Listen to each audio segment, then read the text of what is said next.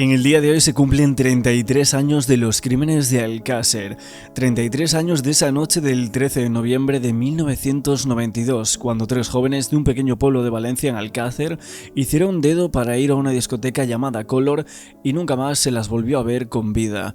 Quizás sea el caso más polémico y mediático de la historia de España, que sigue dividiendo la opinión pública. Aquel 13 de noviembre no solo marcó a la sociedad, también marcó a los medios de comunicación, que tuvieron graves tropiezos, fueron reconduciendo la manera de narrar la crónica negra, y para la gran mayoría es una historia ya 1000 veces contada, pero las nuevas generaciones quizás no conozcan ni comprendan la magnitud del caso de Alcácer. Hoy, 33 años después, las incógnitas persisten en la prensa, en los foros de internet o incluso en canales de YouTube, y todavía se investigan algunas pruebas cuyos resultados podían esclarecer algunos cabos no aclarados. El 8 de febrero de 1993, Juan Madrid escribía en Cambio 16 un artículo llamado Aquel maldito Viernes 13, en el cual relataba los últimos días de las niñas de Alcácer en un relato que ponía en boca de Vanessa, una de sus mejores amigas.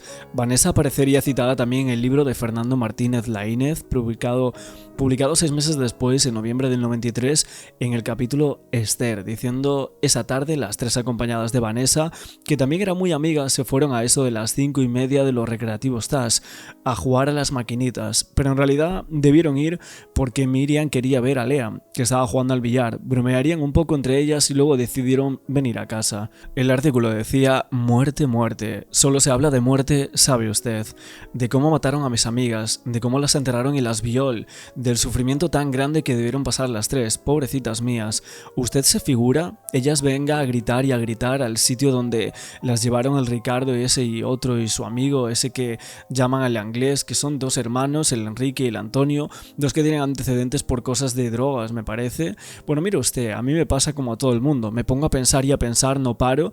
¿Qué quiere usted que le haga? Yo soy así, fantasiosa. A mí en esto de la fantasía, de figurarme cosas, pues soy de lo que no hay. Como me dice mi padre, que siempre anda diciendo: anda Vanessa, hija, deja ya de fantasear, déjate de tanto cuento. O sea que me figuro cosas, pienso, ya lo ve usted, pienso en mis tres amigas dando gritos, llorando, con los ojos desmesurados por el terror, a lo mejor pensando que eso no les podía pasar a ellas. ¿Se las figura usted? Sí, yo sí me las figuro, las veo como si estuvieran delante, como si fuera usted. ¿Le cuento? Pues mire usted, se lo voy a contar desde el principio, desde que empecé con el diario. ¿Sabe usted? El diario que hago yo todos los días, una costumbre que tengo de pequeña. Ya ve cómo soy, yo de pequeña, pero que muy pequeña, ya quería ser periodista, escribir en una revista o en un periódico las cosas que van pasando y luego contárselas a los que no han estado allí. ¿Me comprende? Qué tonta soy, claro que me comprende, me pongo a hablar y no paro. Yo es que creo que lo más bonito de esto del periodismo es precisamente lo de contar lo que se ha visto a los demás. Como le dije antes, contárselo a los que no han podido ir donde ocurren las cosas. Como todo el mundo no puede ir, los periódicos lo tienen que contar. Qué bonito es eso. Perdone, pero le estoy diciendo cosas que usted ya sabe. Pero es usted el primer periodista que conozco de verdad. Yo me sé toda la historia desde el principio hasta el final, pero todita, que para eso la he ido apuntando en mi diario, para no olvidarme que las cosas, si se escriben, no se olvidan. Bueno, no sé por dónde empezar. Lo más difícil debe ser cómo empezar una historia, ¿verdad? Porque digo yo, ¿dónde empieza una historia? Pues yo voy a empezar desde el jueves 12 de noviembre. ¿Le parece bien? Vale, pues mire, ese jueves las 5 amigas que somos inseparables nos reunimos a que Miriam nos contara lo que le había pasado con el Lean. Y también lo de ese chico de su instituto que se conocieron en la acampada que hicieron hace poco. No sé si usted sabe que todas nosotras, las 5 amigas, tenemos un juramento, que es contarnos todo lo que nos pasa. Nos hemos jurado a decirnos la verdad, pero la verdad de la verdad. Y también nos hemos jurado que lo que nos contamos no se lo vamos a decir a nadie. Las 5 somos Esther, con H intercalada, que a ella le gusta así, Toñi, Desiree, Miriam y yo. Las 5 nos reunimos en mi casa para oír la radio de aquí, de Alcácer, que es muy buena para escuchar discos dedicados, y la sorpresa uno que iba a pedir Toñi, el disco de Peter Schilling, que a todos nos vuelve locas de lo guapísimo que es, y el tema Major Tom. Toñi habló con el locutor y le pidió el disco y cuando lo puso lo oímos. Miriam decía: «Jamía, qué tontas sois», y se reía, nos reíamos todas. 7 FM Stereo. Más gente a ese 126-0802. Buenas tardes. Hola, Hola, dime tu nombre. Tony. Toñi, ¿desde dónde, Toñi? Desde Alcácer. Desde Alcácer. Toñi, ¿cómo llevas tú la tarde de jueves? Pues bien, ¿Ya tienes más o menos planteado lo que vas a hacer ya mañana, que va a empezar el fin de semana o qué? no sé. Aún no lo sabes, ¿no? No. El caso es que en casa no te vas a quedar. No, eso está claro. Eso está claro. Toñi, Sí. venga, ¿qué quieres escuchar? Pues el Peter Sealing, El Major Tom, sí. ¿no? ¿Y a qué se lo quieres dedicar? A Isabel, a Miriam, a Desi, Sí, a Ana, a Maya, Marisa, Belina, sí. Belén, Esther, Carmen y Cristina. ¿Te lo habías apuntado? Sí. Sí, yo es que digo, es que así de memoria yo no me sé tantos nombres de tantos amigos. Bueno, Oye, y a ti. pues muchas gracias. Mira, por lo menos esta mañana se lo estaba comentando yo a mi novia, que no puede ser. Todo el mundo me dedica a temas menos ella. Oye, Toñi, Sí. muchas gracias por haber llamado y para ti va el Major Tom de Peter Sealing, ¿vale? Vale. Hasta luego y Hasta gracias. luego. La pandilla en realidad éramos Esther, Des y yo. Nosotras teníamos la relación más estrecha. Y luego estaban Toñi, Miriam e Isabel. Por otra parte, Toñi dedicaba el Major Tom a Isabel, Miriam, Desi, Ana, Amaya, Marisa, Melina y otras. Usted dirá que ¿por qué le cuento esto? Pero es que tenía mucha importancia con los crímenes. Verá usted, Miriam era la más mona de todas, sí, la más guapa. Para mí era guapísima y tenía un estilo que para qué. Ella hacía ballet en el instituto y quería ser bailarina. Con eso de la gimnasia del ballet se había puesto una figura de lo más mona. Era la única de todas nosotras que tenía novio, o sea, un chico que le gustaba y que él, pues, le gustaba a ella. El chico se llamaba Lean, bueno, le llamábamos nosotras así, en realidad se llamaba Leandro, tenía 18 años, era bastante guapo, hacía pesas y karate y tenía unos pies grandísimos, me parece que gastaba el 45 el tío. Le sigo contando, Miriam decía, venga hijas, no os riáis, no vale que me da no sé qué. Y eso le decía, verá por qué a Miriam le gustaba otro chico, como ya le he dicho, otro chico que no era su verdadero novio, el Lean. Y como ella era legal, pues se lo dijo a Lean, le dijo, mira Lean, lo siento mucho de verdad, pero he conocido a otro chico en la acampada del instituto y me gusta.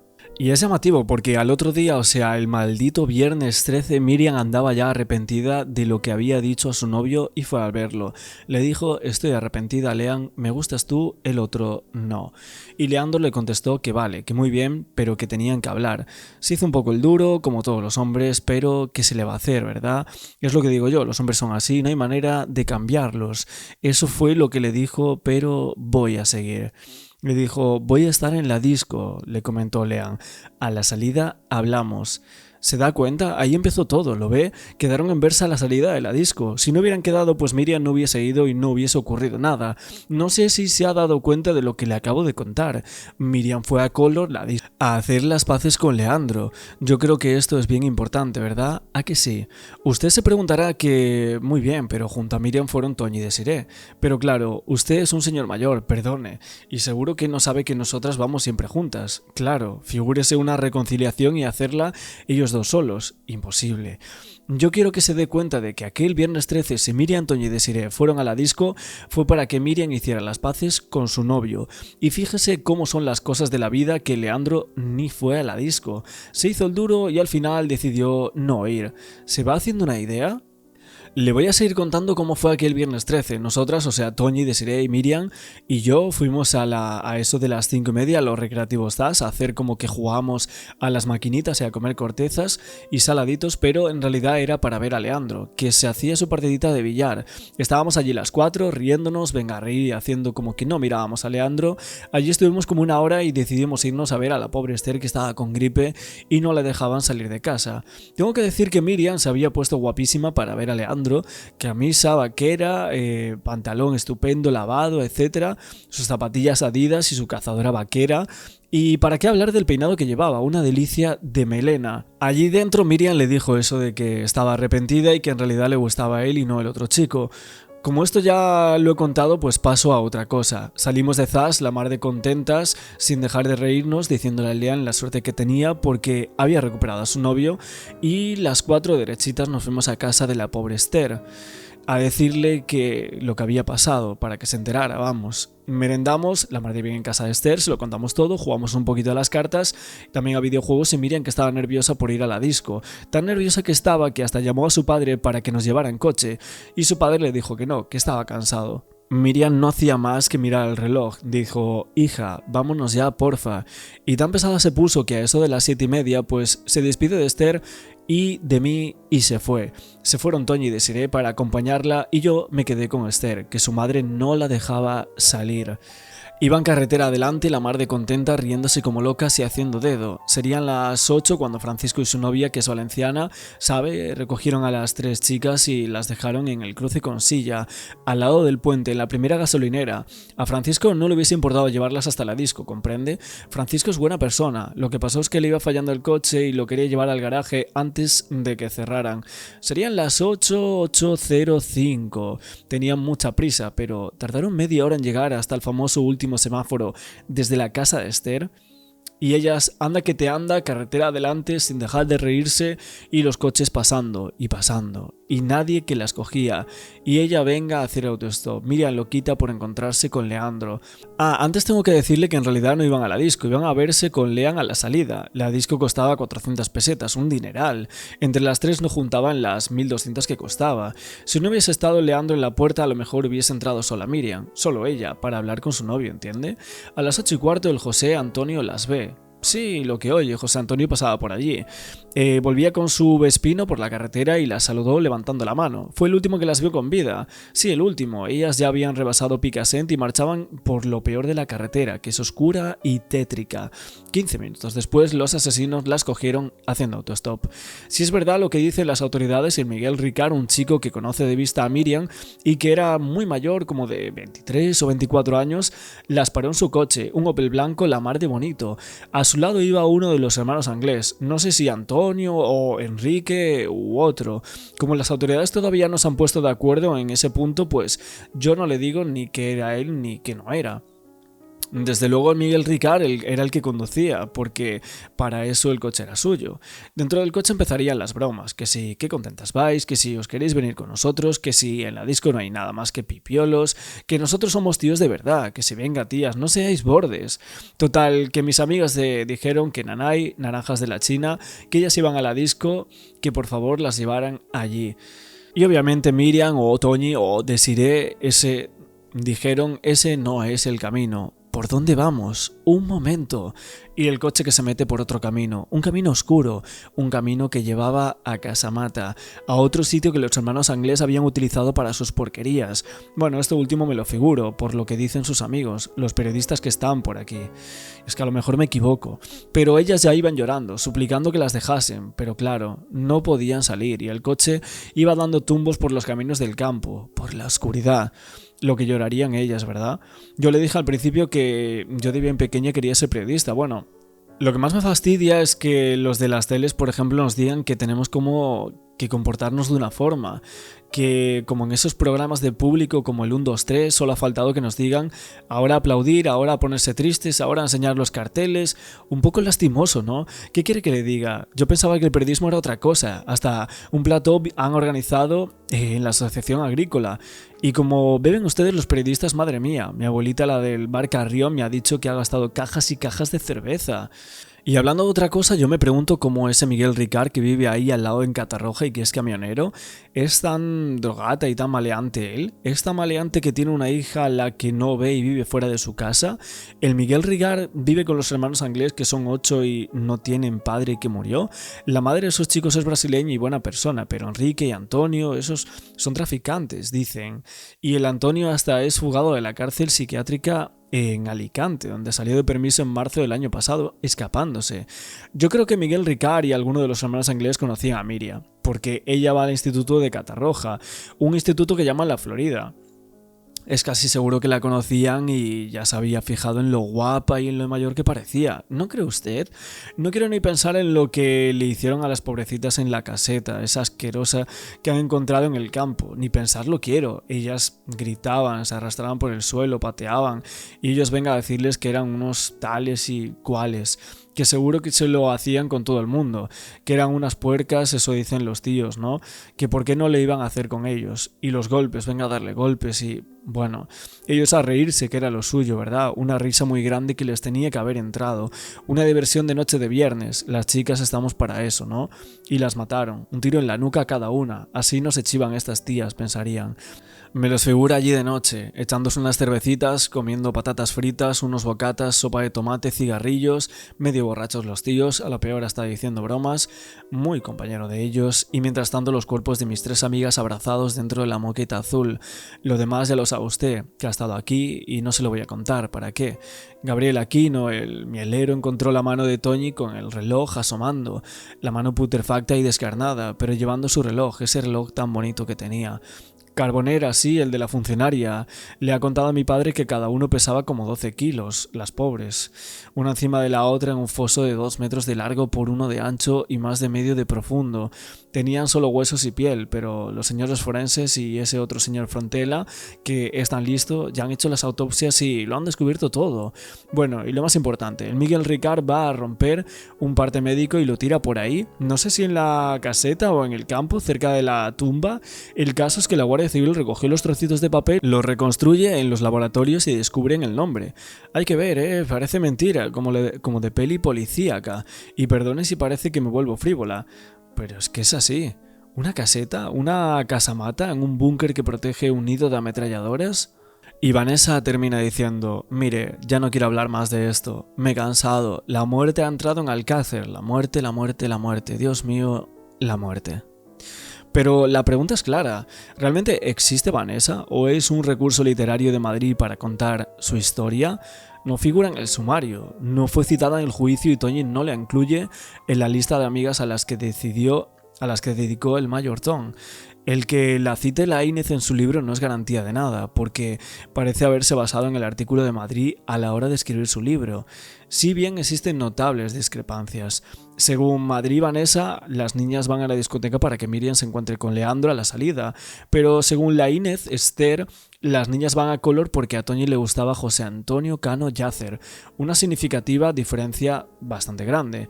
Lo de Cano Llàcer no se sostiene si es verdad que se cruzó con ellas a la altura de la gasolinera y la saludó. Si van a Color es porque Toñi quería verlo. El paseo hasta la discoteca ya no tenía objeto. Es que realmente lo de Cano Llàcer parece que no se sostiene del todo si es verdad que se cruzó con ellas a la altura de la gasolinera y la saludó. Si van a Color porque Toñi quería verlo, el paseo hasta la discoteca ya no tenía objeto. Cano Llàcer se había marchado y además se estaba haciendo muy tarde. La novedad más destacada del artículo es el hecho de que Esther no fuera a la discoteca porque su madre no la dejaba salir, una hipótesis de la que se hablaba entre bambalinas para que ahora, gracias al artículo de Cambio 16, quedaba recogida en papel.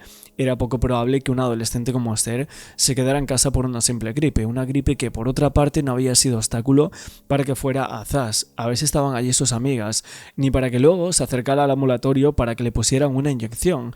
Mientras tanto, tenemos que aceptar que Toñi había ido con sus amigas a la discoteca con una caries que le había destruido buena parte de una muela y una infección que ya había invadido el maxilar inferior.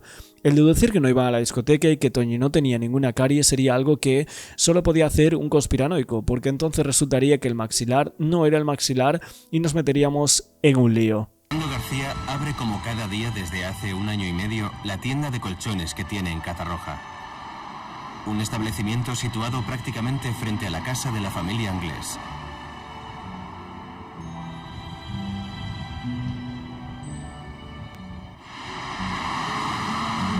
Neusa Martins acaba su jornada laboral. Cada mediodía, la matriarca de los Anglés pasa por delante de la tienda de Fernando. La madre del asesino y el padre de una víctima obligados a cruzarse cada día. Igual que el destino cruzó trágicamente la vida de sus hijos hace 10 años.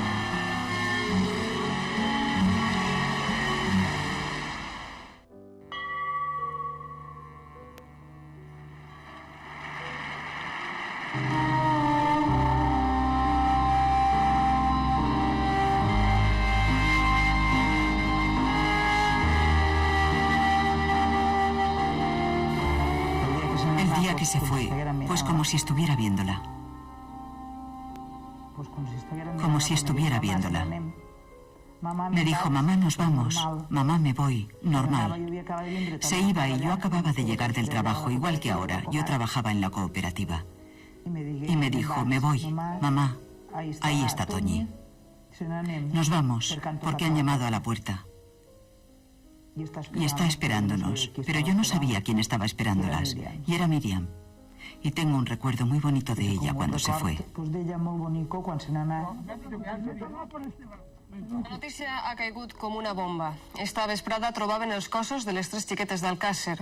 L'aparició trencava de colp totes les esperances que s'havien mantingut en peu des del passat 13 de novembre, quan desaparegueren camí d'una discoteca.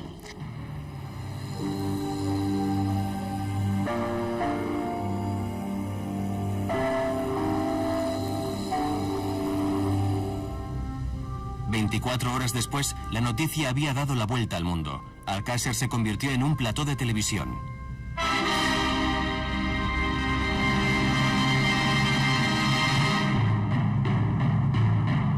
Sé que os estáis pasando muy mal, sé que estamos todos unidos en el dolor de las familias afectadas, pero digo que es que toda España está igual. Teníamos que venir aquí a vuestro pueblo porque no lo podemos hacer el programa desde Madrid. Quiero que estéis de acuerdo.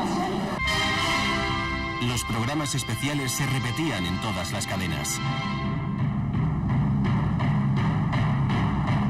En Alcácer se encuentra Paco Lobatón, que va a hacer en nuestro espacio, y es muy importante que lo haga porque ha seguido desde muy cerca toda la historia de estas 3 niñas de Alcácer. Fernando García recorría toda España buscando apoyo popular. Pedía justicia y castigo ejemplar para los asesinos y violadores. Quería recoger 500.000 de firmas para conseguir el cumplimiento íntegro de las penas. Abordó muchos proyectos. El primero, construir un monumento que recordara a su hija y a las 2 amigas. 4 años de iniciativas que cambiaron su vida hasta convertirse en un auténtico padre coraje. La gente que resulta directamente afectada, como es el asesinato de un hijo, tiene varias maneras de enfrentarse a ese terrible duelo, a esa pérdida. Una de ellas es precisamente protagonizar pues una especie de movimiento o corriente que intente sacar algo positivo de aquello. Pero desde el punto de vista psicológico es claro que cuando una persona intenta modificar los acontecimientos, intenta hacer algo, intenta contribuir con su esfuerzo a que las cosas sean de otra manera, está intentando sanar, está intentando curar esa herida tan tremenda. En el día de hoy le han hecho una entrevista a Feli Ríos y ha hablado de las últimas pruebas que ha habido, pruebas forenses que ha autorizado la jueza y que siguen pendientes en este crimen. Se dice que llevan casi 4 años impulsando diligencias para actualizar el estudio científico del caso y su equipo ha propuesto al juzgado número 6 de Alcira una batería de pruebas forenses que nunca llegaron a realizarse en los años 90 y a los que la jueza ha dado luz verde en la actualidad. Según lo que explica el criminólogo Feli Ríos, actualmente están en los laboratorios pendientes de analizar recortes de la tapicería de los coches, análisis que aún no habían llegado y pelos que se habían encontrado en los vehículos, con el objetivo de saber si pudieran corresponderse o no a las niñas de Alcácer. Y posteriormente, en relación con la fosa de la Romana, aquel colchón que se encontró dentro, que había una serie de pelos y de fragmentos de pelo de los que tampoco se había analizado el ADN. También estaban vinculados a la fosa de la Romana y a la caseta de Alborache, aquella guarida de Antonio Anglés. Había 2 guantes, uno que apareció en cada escenario, y dentro de dichos guantes hallaron 7 pelos en total, pero que nunca fueron analizados para ver si había algún tipo de correspondencia con los investigados, por lo que también el equipo de Ríos ha solicitado esa prueba. Pruebas que llevan muchísimo tiempo solicitadas y otras que decían que ya se iban a saber los resultados hace un tiempo y que a día de hoy no se sabe nada. Es verdad que este hombre dice que durante las autopsias que se realizaron en su momento a las víctimas se extrajeron pelos sin raíz del cuerpo y la ropa que llevaban. Algunos se analizaron en Santiago de Compostela, pero otros no llegaron a examinarse, por lo que también lo habían pedido hace unos años. Y es que además de las pruebas de los pelos hay otras que también hay que mencionar, como unas raspaduras que se realizaron sobre las manchas aparentemente de sangre en la caseta de la Romana. Un punto de especial interés, y es que ahí en el pasado no se buscó nada genético, ya que no se realizaban esos estudios, pero ahora no había pruebas que vinculasen directamente el crimen a lo que es la caseta de la Romana. Que en las fosas sí, pero en la caseta no hay nada. Habría que imaginar que apareciese el ADN de una de las víctimas en alguna de esas manchas, estaría certificado que fue allí donde pudo haber ocurrido todo, y además también se podría situar físicamente a los autores en el lugar de los hechos y reforzar una posible acusación. El criminólogo Ríos, diciendo todo esto, subraya que tanto él como miembros de su equipo están convencidos de que las atrocidades que se cometieron ocurrieron muy posiblemente en La Romana. Y es que a la incertidumbre se suman los informes que se contradicen, pruebas que se desmontan y autopsias opuestas. Esto obviamente también forma parte de lo normal, entre comillas, en un procedimiento judicial. Algunos creen que aquella caseta era un punto de paso o incluso una simulación, y es que las teorías apuntan a una red de personas influyentes con políticos de por medio, decididos a grabar una cinta snuff, grabaciones que nadie habría visto salvo Juan Ignacio Blanco, escritor y periodista que siempre defendió la teoría de la red criminal. Junto al padre de una de las víctimas, Fernando García, circulaban las hipótesis de que aquel vídeo lo atesoraba un párroco y que habría sido guardado posteriormente por el Ministerio de Interior, algo que sería desmentido por una investigación. Por no hablar de la fuga de Anglés, que se presume que escapó, pasó por Portugal y embarcó hacia Irlanda. Nunca se encontró un cuerpo, aunque para variar volvieron a proliferar las llamadas que contaban haberlo visto en todo lugar y sitio. El otro día también hubo respuesta de Manu Jiménez del Rincón del Disidente a Mauricio Anglés. Él dijo que se estaba haciendo un circo y que iba a respaldarlo todo con informaciones de algunos medios de comunicación. Estuvo leyendo su comunicado que sacó hace unos días atrás y luego puntualizando algunas noticias de prensa en las cuales pues Mauricio estaba diciendo que estaba mintiendo o de dónde sacaba algunos dichos que él había comentado en su canal, que supuestamente comentó una noticia de Servimedia que en algún momento él llegó a sacar en un directo y por la cual creo que quería denunciarlo el propio Mauri. La noticia decía: el hermano pequeño de Antonio Anglés podría pasar 2 años en un centro de menores por haber apuñalado supuestamente a un joven. Hablaban ahí de Mauricio Anglés, esto es 27 de julio del 93, y él, bueno, le fue leyendo un poco todo esto, algunas notas de prensa con sospechas o algunos indicios a llegar a pensar que Mauricio Anglés podría llegar a estar involucrado en los crímenes de Alcácer según la versión de Miguel Ricard, y que él decía que esta versión de que había la sospecha sobre un Mauricio de 14 años en aquel momento pues no venía por parte de él, ni él lo había dicho, sino que realmente había sido Ricard, pero ya hace 30 años. Después de este vídeo que hizo, hubo comunicado respuesta al Rincón del Disidente por parte de Mauri. Desde su desván dice: has quedado sin aportar pruebas que sostengan tus afirmaciones. Fuiste tú quien decidió crear el espectáculo circense en primer lugar al invitar y dar voz en tu canal a aquel asesino, torturador y viol de 3 niñas, ignorando la voluntad de las familias. Con ello las revictimizaste en varias ocasiones, cuando le permitiste entre risas contigo y sentado en un bate repetir que era una cabeza de turco, cuando prologaste una biografía hecha para blanquearlo en la que colaboraste y cuando difundiste una enésima versión falsa en una entrevista destinada a tu autopromoción. También promoviste una supuesta prueba del pentotal inexistente como procedimiento válido y sin base legal ni científica, explotando un crimen contra 3 niñas. Afirmaste que no sabías lo que iba a decir Ricard, pese a que en otros programas dijiste que era lo mismo que aparecía en 3 pruebas realizadas, al menos una supuestamente hace más de 2 años. Y aun si no lo hubieras sabido, como entrevistador y propietario del canal, eres plenamente responsable de lo emitido. Invocas el sumario como si hubieras leído la acusación para luego desmontarla judicialmente. Sin embargo, a Miguel Ricard se le desmontó su acusación y él mismo terminó afirmando que aquel día iba muy borracho y no se acordaba de nada de la gallorza que llevaba. Antes de hablar del sumario hay que leerlo. Lo que publicaste no es un relato del sumario ni una acusación de cuando tenía 11 años. Es una entrevista al Miguel Ricard de hoy, hecha por tú, yo de hoy, con toda la responsabilidad editorial que eso implica, como te podrían informar tus abogados tras hacer una lectura del artículo 211 y siguientes del Código Penal. Esa responsabilidad la eludes de forma sistemática, recurriendo a versiones contradictorias y al victimismo. A ello se suma un patrón de conductas verificables. Has enviado fotos falsas de Antonio Anglés generadas con inteligencia artificial presentándolas como reales. Te has atribuido canciones que asegurabas tuyas y también estaban hechas con IA. Ofreciste versiones incompatibles sobre el paradero de Ricard y contaste historias inconsistentes. Ese comportamiento constituye manipulación y daño emocional hacia las mujeres a las que dirigiste esas acciones. En tu vídeo de ayer incurriste además en nuevas afirmaciones que tanto yo como mi soporte legal consideramos calumniosas y que serán convenientemente aportadas en la querella correspondiente. No obstante, puesto que tan segura afirmas estar con respecto a lo correcto de tu proceder, te deseo buena suerte con la defensa judicial. Fuera de tu canal, tus afirmaciones no han tenido recorrido. Tu reputación pública hoy está marcada por estas prácticas. Un saludo, Mauricio Anglés.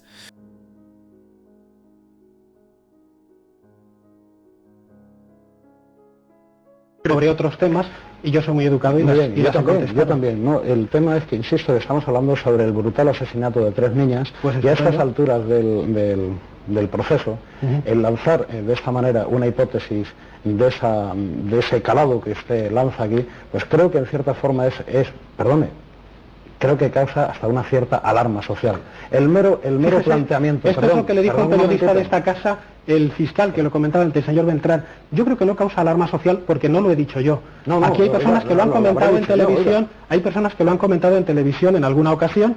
Recuerdo, por ejemplo, que fue pues una de las pocas veces que he tenido oportunidad de verles en otro programa de televisión, recuerdo al doctor Cabezas una noche que dijo, pues si no es esto ni esto, o esto es un ritual satánico, o no hay quien se lo explique. Posiblemente el señor Cabezas, para usted, como para muchísimas personas, no tenga ninguna credibilidad, pero bueno, también está... El doctor Cabezas es médico forense y zapatero a tus zapatos. Yo a usted no le voy a discutir de sectas satánicas porque no tengo ni la más remota idea y posiblemente es un tema que no me interesa, aunque posiblemente sea muy interesante, ¿no?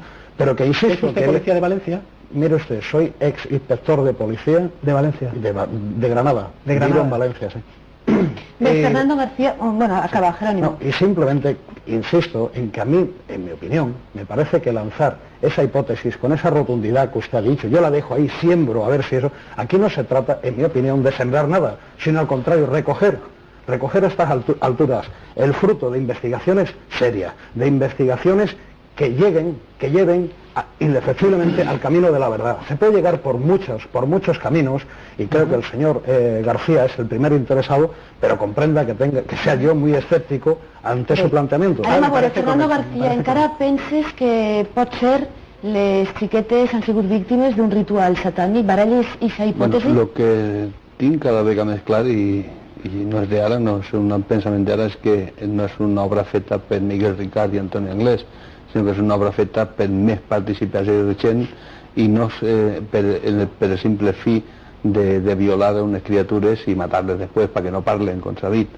Perquè en contra del que s'acaba de dir així ara mateixa, com que és la meva filla, vaig a parlar d'ella només, les demés estan en similars característiques, la meva filla té com a 50 tantes lesions, entre elles n'hi ha desaparició de membres, com són alguna mà, algunes de les xiquetes n'hi han amputat els pessons, li han amputat algun pit, i n'hi ha barbaritats en quant a lesions, i se podia dir que sí, que per què no pot ser un ritual satànic, si s'haguera tratat simplement de lo que sempre ens han volgut contar i fer-nos tragar a tots, que va ser en l'Anglès de Car, que decidiren en un moment donat plegar-te xiquetes, endur-se-les allà a la caseta i fer-los mil barbaritats.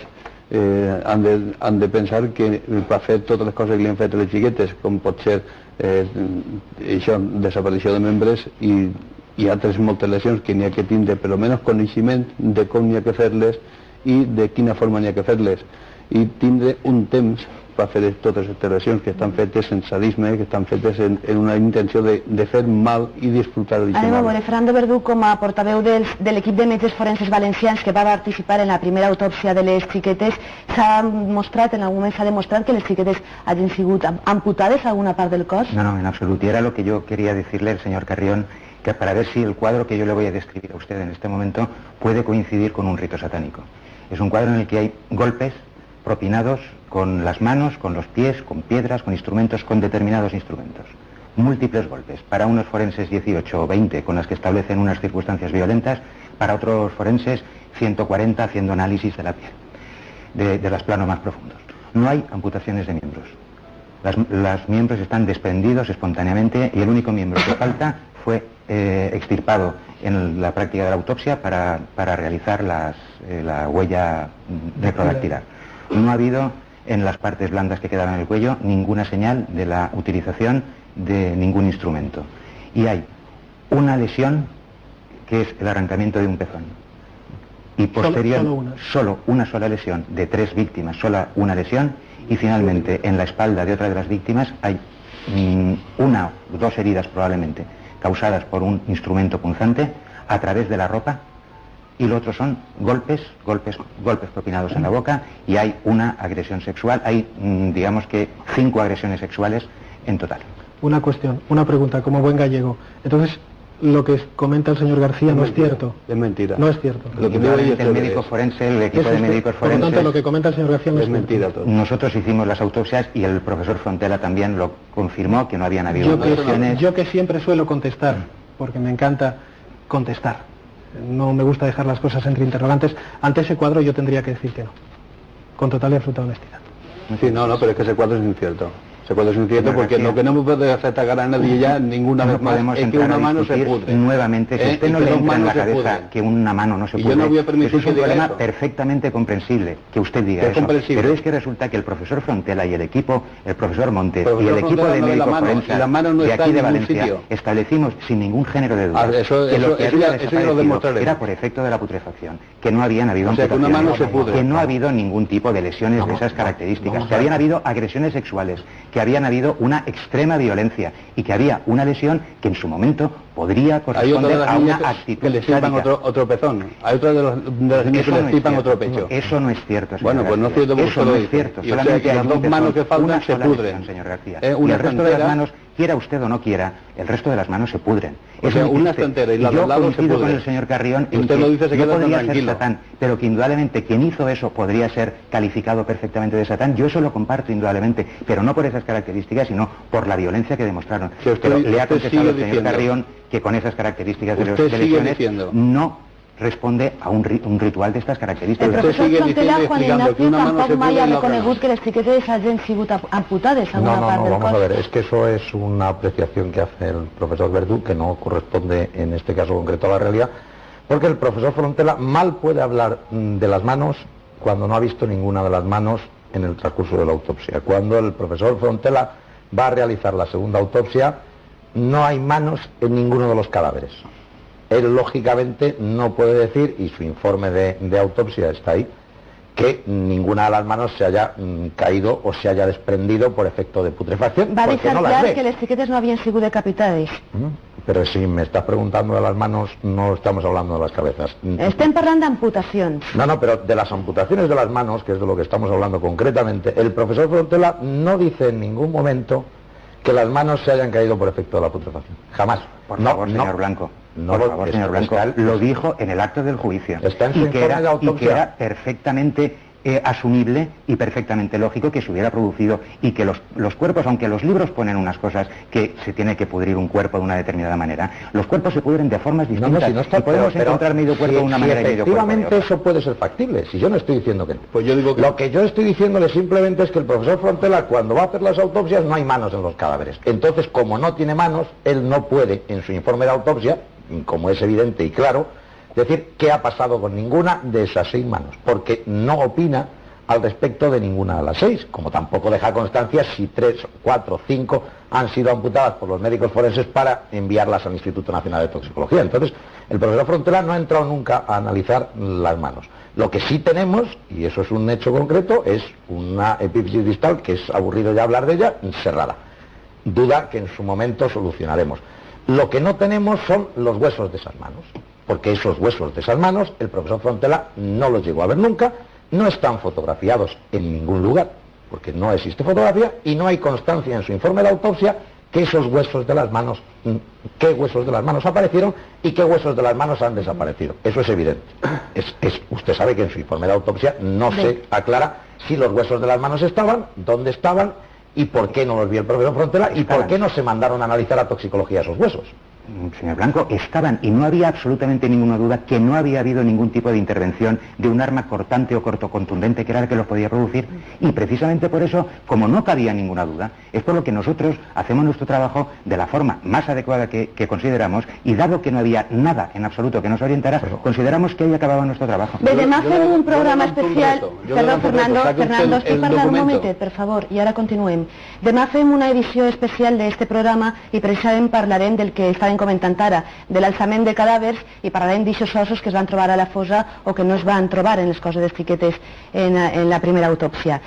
Fernando volia parlar i després Gabriel. No, simplement li llanço un tracte, que duc l'informe on diu que els ossos de les mans estan. A veure, no diu.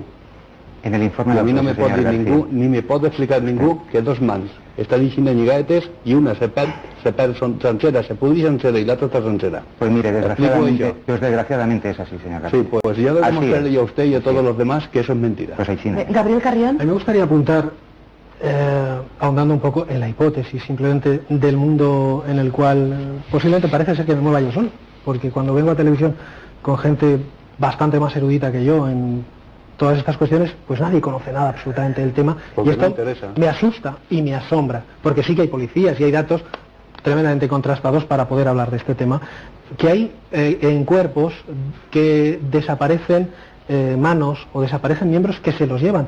En este mundillo del satanismo hay mucho fetichista, y esto posiblemente usted lo sepa, ¿verdad? Hay muchísimo fetichista, y pues ¿por qué no? Es que además a mí me parece que se está centrando demasiado el juicio Alcácer en una línea concreta, y me parece que habría que plantear otras hipótesis, porque en definitiva, si hay algo importante es que la duda posiblemente nos pueda ayudar a descubrir la verdad. Este casi es un axioma científico que usted habrá trabajado alguna vez, porque la duda a lo mejor hace que hipótesis no verosímiles se puedan llegar a alguna conclusión o no, o dejarlas en el camino, pero hay que plantearlas.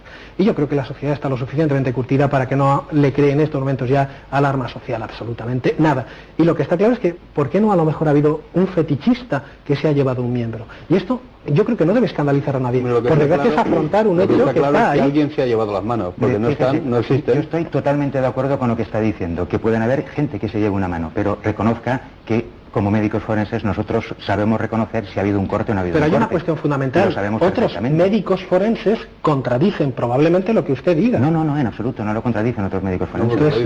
No lo contradicen en absoluto. En este caso en concreto no. No lo contradicen. Pero fíjese,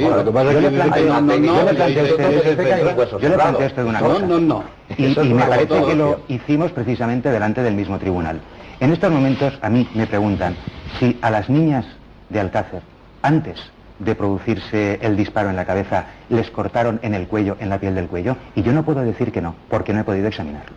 A mí me dicen si a las niñas, antes de asesinarlas y violarlas, les pusieron una bolsa en la cabeza, y no puedo decir ni que sí ni que no, porque no tengo datos. Yo de lo único que me puedo valer es del estudio de los cuerpos, y yo le puedo asegurar a usted que en el estudio de los cuerpos no habían amputaciones en absoluto, en ninguna de las extremidades, y que todo era efecto de la putrefacción.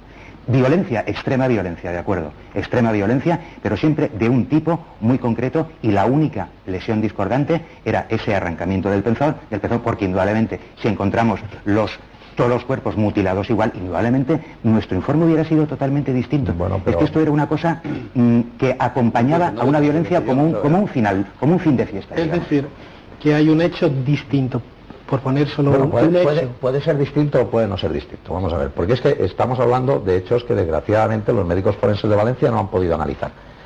Por poner un caso, al cadáver número 1, si se le hubiera producido una amputación en el pezón izquierdo, el profesor Verdú tendrá que estar de acuerdo conmigo en que no se puede saber. ¿Por qué? Porque faltan todas esas partes blandas de ese cadáver. Entonces, en el campo de las hipótesis, no se lo han amputado, pero pueden habérselo amputado. A eso me refiero. Estamos hablando de que efectivamente hay lesiones que están constatadas, porque hay evidencias físicas que están ahí. Pero hay unas partes importantes del cadáver que han desaparecido, producto de putrefacción o intervención animal. Eso estará de acuerdo el profesor Verdú. Ahí hay una diferencia de criterios en lo que cada uno luego puede opinar acerca del animal que haya podido producirlo, si es más o menos lógico que se haya podido producir. Pero esas partes son muy importantes dentro del cuerpo.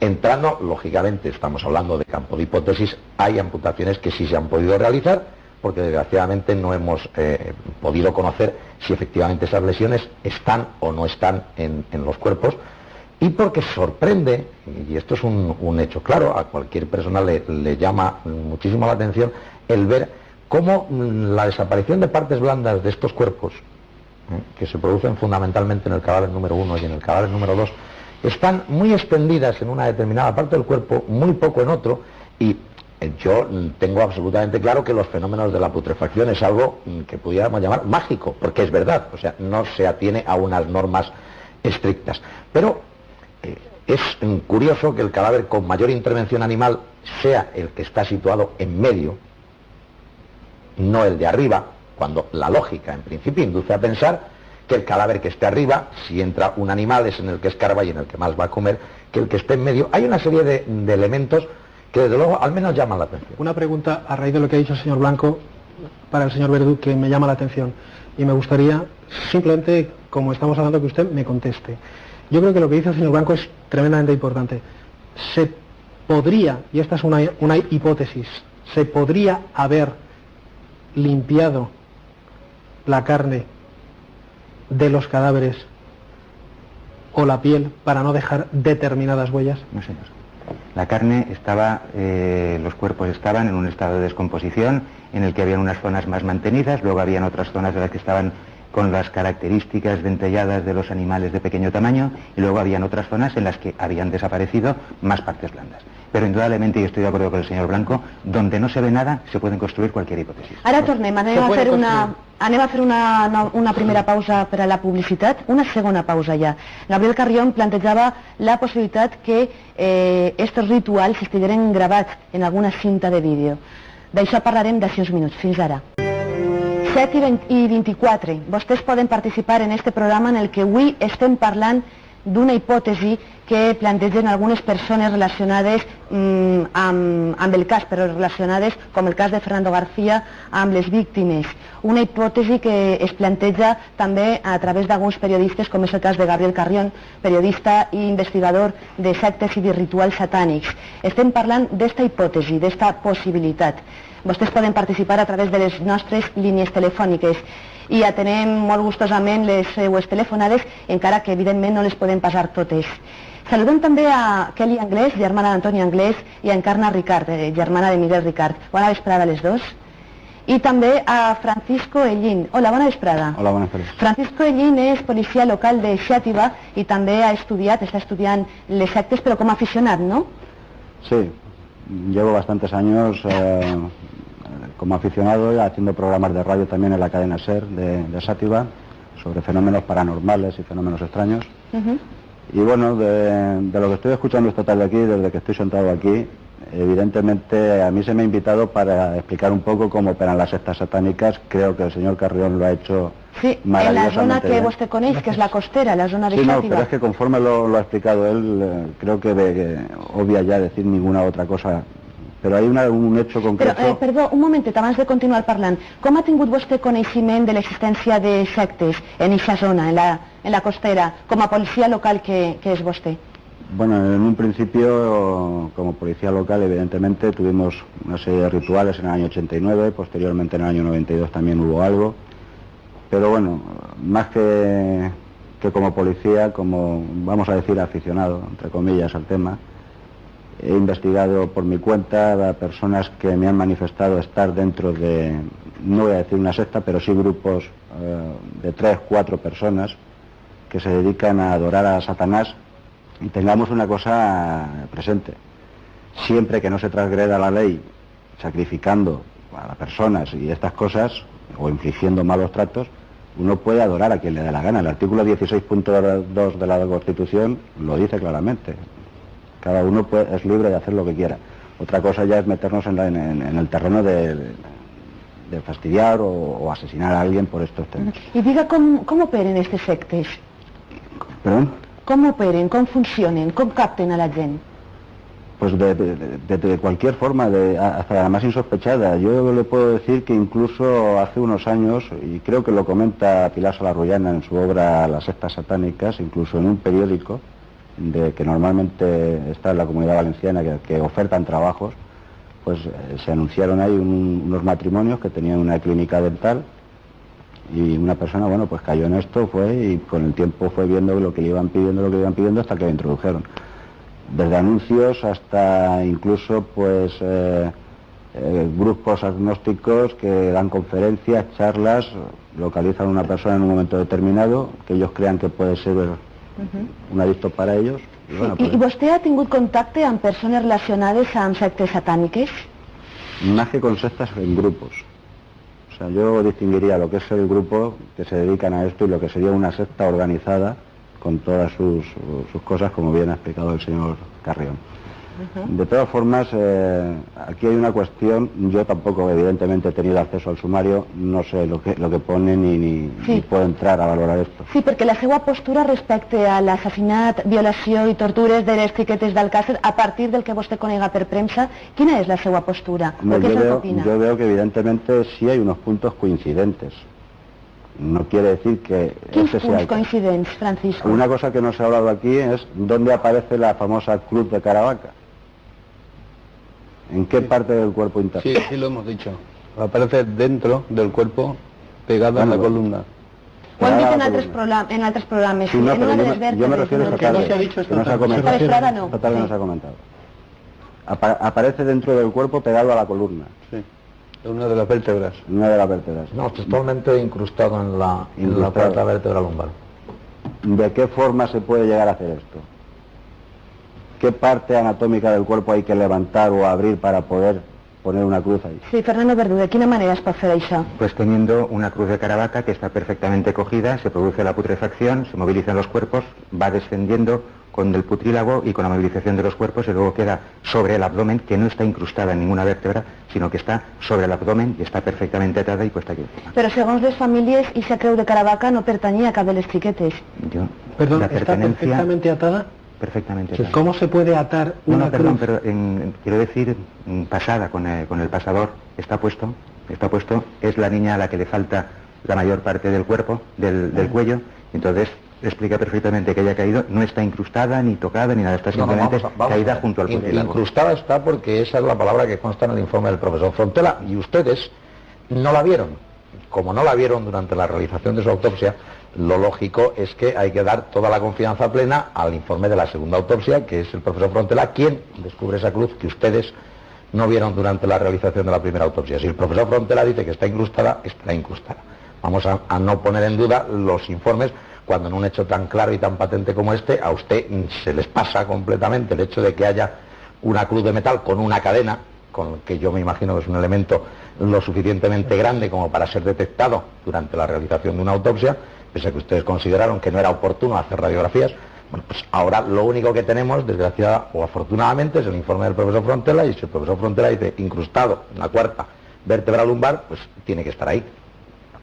Bien, no hay que poner en duda las palabras que dice el profesor Frontela, tampoco habrá que poner en duda las palabras que dicen los otros médicos que participen. Entonces, a mí me gustaría... De todas maneras, un segundito solamente, sí. En el acto del juicio se habló de la cruz de Caravaca, y efectivamente la cruz de Caravaca, el mismo profesor Frontela habló de que había quedado sobre la columna vertebral, en la zona de la columna vertebral, no incrustada en la columna vertebral. Eso no se dijo en el juicio. Bueno, de todas maneras, como se está demostrando aquí, usted mismo se ha corregido a usted mismo, porque decía atada, luego se desdice, es decir, que esto es algo muy normal. No me dicho, atada ha sido...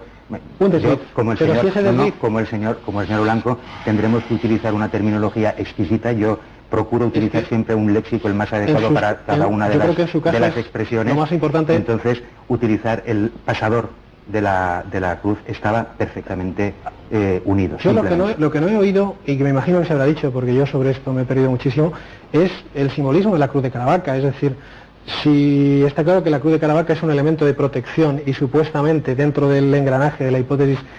Bueno, Juan Ignacio ha comentat en alguna ocasió que podria no ser de Caravaca, sinó una creu de Lorena. Es de Caravaca, es de Caravaca. La cruz es de Caravaca, sin ninguna duda. Lo que pasa es que el informe del profesor Frontela, volviendo a lo mismo, cuando él habla de una cruz de Lorena. No, es de Caravaca. La diferencia entre la cruz de Lorena y la cruz de Caravaca como cruz es similar, no idéntica, pero la aparición de dos ángeles que lleva justo en lo que es el travesaño más largo de la cruz, eso únicamente lo lleva la cruz de Caravaca, porque representa el milagro de la aparición de esa cruz de Caravaca, que, por contar la anécdota, que ya que me he enterado, me gusta contar las cosas, por lo visto iban a oficiar misa en Caravaca, no había cruz, y entonces en un momento determinado 2 ángeles entran por una de las ventanas de la iglesia portando esa cruz, y por eso aparecen esos 2 ángeles sujetando la cruz, que son el símbolo de la cruz de Caravaca, y que es lo que la diferencia básicamente de la cruz de Lorena.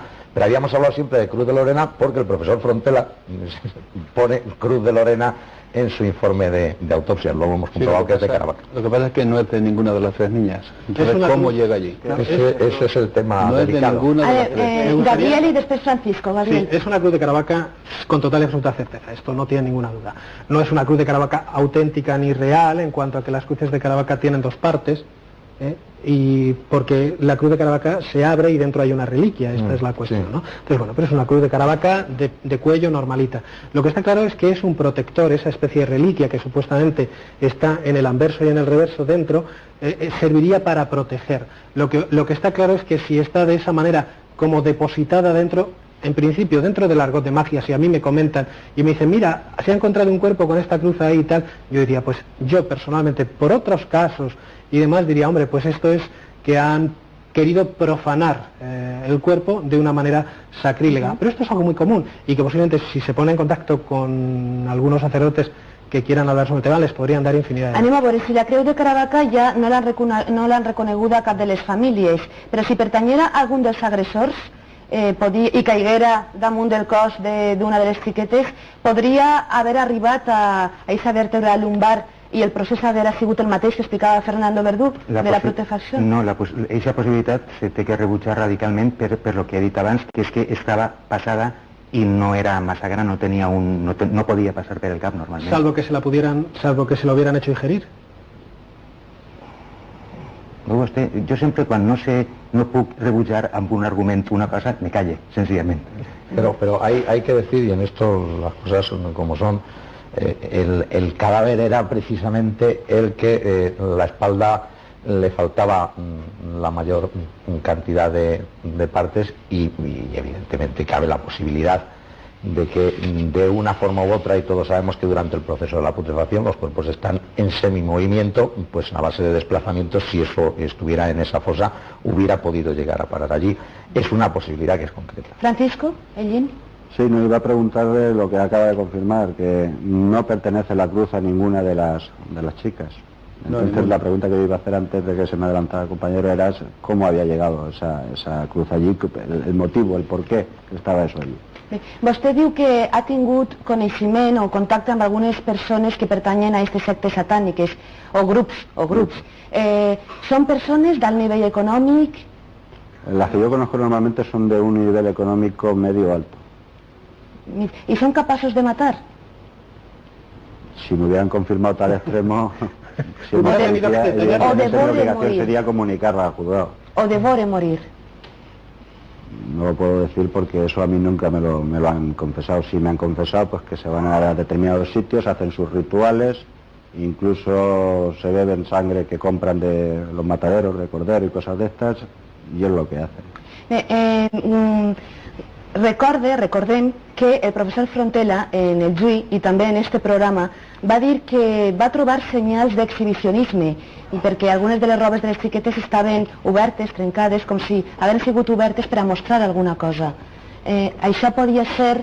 Sí, es decir, es que en eso definitiva... podía ser muestra de la presencia de alguna cámara de vídeo. En definitiva, para mí, desde el principio, está claro que todo forma parte de una puesta en escena para ofrecer un espectáculo. Y, en segundo lugar, en estos momentos, a nivel internacional, una cinta de este tipo vende más y encima lleva ritual de sadosatanismo. Es así. Entonces esa es la cuestión. Por lo tanto, yo he hablado con otros realizadores de televisión sobre la supuesta puesta en escena y me han comentado lo mismo, que tal y como están puestos los cadáveres, la descripción que hacéis de cómo aparecían en la alfombra, los restos y tal, parece que realmente se haya puesto una cámara en un lugar para que la escena se desarrollara adelante y se pudiera filmar de una manera clara y concreta. Olegari? A mi m'ha interessat tant, sempre he treballat moltes voltes el tema de les sectes des d'una altra perspectiva, el del senyor Carrión. ¿Cuál es la mía? La teua crec que és una perspectiva de divulgació. A mi m'agrada més una teoria més teòrica, pensé que un llibre important és el de Gonzalo Puente Ojea, Iglesia i Poder, te'l podries llegir perquè t'agradaria molt. No, conozco a Puente Ojea. Lo que no comprem és com se pot tindre l'atreviment de vindre així i parlar d'aquest tema sense haver-se conegut el sumari, sense saber exactament el que diu, sense controlar cadascuna de les lesions, sense saber el pas del crim. És lògic, i en això sí que podem entrar, com tota hipòtesi, el meu veí també té moltes, sobre el tema de l'assassinat, comentar quan el doctor Frontela planteja aquesta possibilitat de que tot siga una exhibició, de que n'hi hagi més persones, però siguem serios, i crec que Juan Ignacio ahí me donarà la raó, el doctor Frontela, que també ho planteja com a hipòtesi, ho planteja més en un àmbit sexual, no en un àmbit satànic. Sabem, i tu saps, que les sectes satàniques són les sectes minoritàries, normalment formades... Eso es lo que usted sabe, ¿no? Sí, no diga usted que yo sé. sé. Perdón. Normalment formades per persones humils. Desde el momento en que dice eso no tiene usted no, ni idea. Per supost. Ni idea, vamos. Jo crec que el que no té ni idea eres humildes, tu. No. Per això t'he dit que escrius llibres de divulgació. Ni humildes ni idea. Però bé, me deixes parlar, perquè no he parlat en tot el debat encara, perquè estava escoltant coses que de veritat em sonen al cel. Sí, sí. Bé, el tema concret és que no se pot parlar sense conèixer el sumari, perquè el que tu estàs dient així en el coneixement de les sectes més perilloses que en aquest moment funcionen són sectes amb una capacitat organitzativa molt concreta, no són precisament les sectes satàniques, al contrari del que passa en països sud-americans. Hi ha sectes moltíssim més perilloses i així no hi ha ni una sola dada, perdona, no hi ha ni una sola dada concreta que ens permeta arribar a una hipòtesi, perquè s'utilitza la paraula hipòtesi ja també en una facilitat. Això no és una hipòtesi, això és una simple opinió teua, de que se puga parlar de que així hi ha una secta satànica. Jo respecto la teua opinió, és una opinió democràtica, estàs convidat així per a parlar d'això i és perfecte. Però m'estranya el paper de Juan Ignacio, que sempre ha plantejat dubtes a la versió oficial, dubtes en els quals en algunes coincidim, i que ara no planteges cap dubte, cap posició contrària a una tesi tan absolutament dislocada como es la tesis satánica. No, si es que yo no he hecho el menor comentario al respecto en la posibilidad de que pueda efectivamente tratarse de una cosa o de otra. Como hipótesis, y es algo que está claro, si mañana vienen y me dicen que han bajado de un ovni y han sido los marcianos, bueno, pues a mí lo que me preocupa es que efectivamente estamos desgraciadamente en una situación en la que, como las cosas, y es una opinión personal, no se han hecho de la forma lógica, cualquier situación es más o menos creíble. En principio, mi opinión personal, después de haberme leído todo el sumario y conocerlo de todo el sumario, es que no se trata de un rito satánico. Esa es mi opinión personal. Que sea factible, hombre, como la de los marcianos. Es difícil, en mi opinión, pero desgraciadamente, en primer lugar, por el tiempo transcurrido, por la situación en la que se encontraban los cuerpos, bueno, faltan muchos detalles que en un momento determinado podrían arrojar luz. Yo vuelvo a repetir, mi opinión personal es que no se trataría en este caso de un rito satánico. ¿Qué ocurre? Que aquí sí hay elementos pues, que llaman la atención, o que llaman poderosamente la atención, como yo digo, mi amigo. El primero, la fecha, el viernes 13. Digo porque es algo que ha planteado muchísima gente, por plantear detalles a los cuales la fecha, aquel día se mató a Lucrecia en Madrid y no tiene nada que ver con el tema satánico. No, pero si yo estoy diciendo desde el principio que no creo en eso. Sí, entonces, yo simplemente estoy dando detalles por qué se han planteado todas estas dudas, y a lo largo de 4 años y medio no es el señor Carrión la única persona en España que cree que esto es obra de un ritual satánico. Francisco, ¿vostè també creu que l'assassinat de les 3 xiquetes pot ser obra d'un ritual? Yo lo que veo es que sí que hay muchos puntos que convergen de lo que es un ritual satánico con lo que está ocurriendo aquí, desde el punto de vista de la información que yo tengo de los medios de comunicación, evidentemente. Yo quisiera comentar... La introducción de objetos, por ejemplo, de lo que se ha hablado, que se le han introducido objetos a través de la vagina y el ano, eso sí formaría parte de un ritual satánico. No digo que sea este el caso concreto, pero evidentemente es un punto que converge. A mí me gustaría comentar que me encanta la mala educación... Perdó, però Francisco, segons el professor Verdú, que va participar en la primera autòpsia, no està demostrada aquesta introducció d'objectes. Bueno, este professor Verdú no demostra res. Quisiera comentar, ¿De Gabriel? Yo creo que sí. Quisiera comentar, decir que en principio me encanta la mala educación de la gente que luego, entre comillas, se llama democràtica. Me dius mal educat a mi, l'únic mal educat ha sigut tu, que t'has referit en uns termes absolutament incoherents al profesor Verdú. Yo a usted no me he dirigido, y el profesor Verdú creo que tiene la suficiente entidad, edad y madurez como para defenderse el solo y no necesitar coadláteres que le defiendan absolutamente. Demanaría, por favor, no entrar en descualificación. Si me ha insultado y me ha descalificado, permítame por lo menos que conteste. Yo no tengo porque creo que hay que contestar al menos las tonterías. No, yo he sido invitado por el programa y lo que no voy a soportar es que me insulten. Por lo tanto, si me insultan me defiendo muy correctamente, muy educadamente, pero me tengo que defender de las tonterías. A todos els convidats que no entren en desqualificació. En segundo lugar, cuando el señor y además está grabado, dice que es una opinión, luego acaba diciendo que es una tesis. Bueno, yo creo que se debe de poner de acuerdo con su propio cerebro para saber realmente de lo que yo estoy hablando, porque sabe más de mí que yo mismo. En segundo lugar, yo cuando habla de que el satanismo en principio está considerado, o las sectas satánicas las compone gente humilde, de entrada se descalifica para conocer el tema. En primer lugar, porque desde el primer momento en que la primera iglesia satánica se legaliza en el